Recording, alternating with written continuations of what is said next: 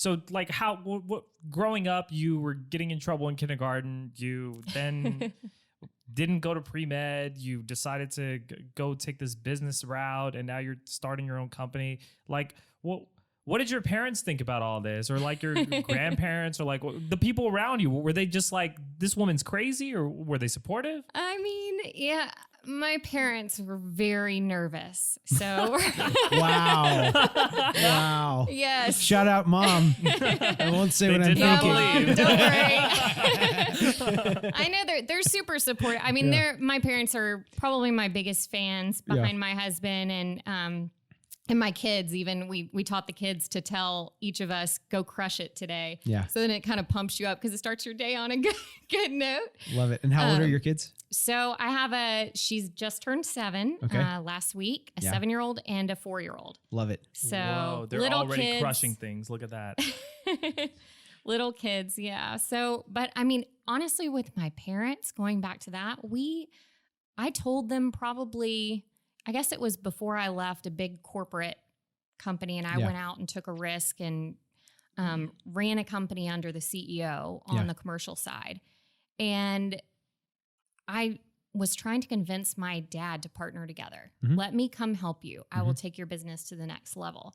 And I mean, both of my parents looked like deer in headlights. Yeah. Like, how is that possible for you to do this? You know, because also your parents or people that you're friends with, they don't see you in your job and how you handle yourself and what you're really doing. And they still see you as like 7 years old almost, exactly, right? Yeah, exactly. Yeah. Go crush it. Yeah, that's right. Go crush it. Have a great day.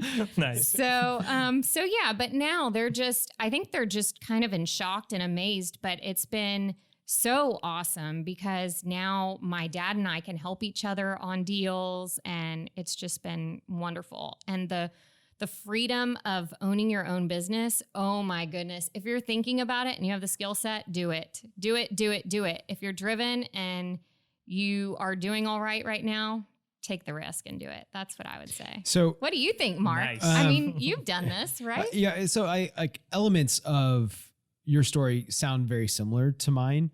But what I love about it is there are a lot of subtle nuances in your story. For instance, you take a traditionally safe career, doctor, and you pivot out of that and go into a career that's not only risky, but especially when you got into oil and gas. I don't know that oil and gas had the best reputation in terms of like, supporting and encouraging women in particular. And so you're going headlong into an old industry dominated by and so absolutely. I'm like that side of me, because I came from oil and gas, a different part than you did, but I came from it. I always witnessed a very supportive environment for women in oil and gas, and we have this terrible reputation. So, it makes those, your success story there is encouraging, and you did your time. You worked like you were supposed to, and you got your skills and your experience, and then you stepped out and did something. And good for you. Well done. Thank you. What I like about it is the risk changing over time. Yeah. So like you said, she goes from pre-med, which is traditionally safe, to oil and gas, which is riskier, but she then amplified her risk even more by starting her own company. Yeah. However, during this whole time, it looks as though her risk has gone up significantly, but the whole time I feel like it's all calculated risk.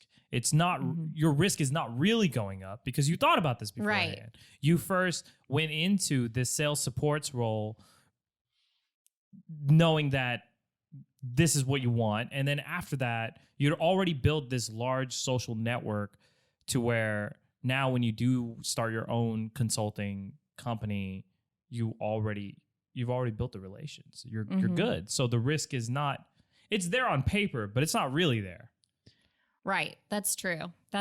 And as I was working for a really big corporation, very safe at the time. Yeah, at the time. Safe job.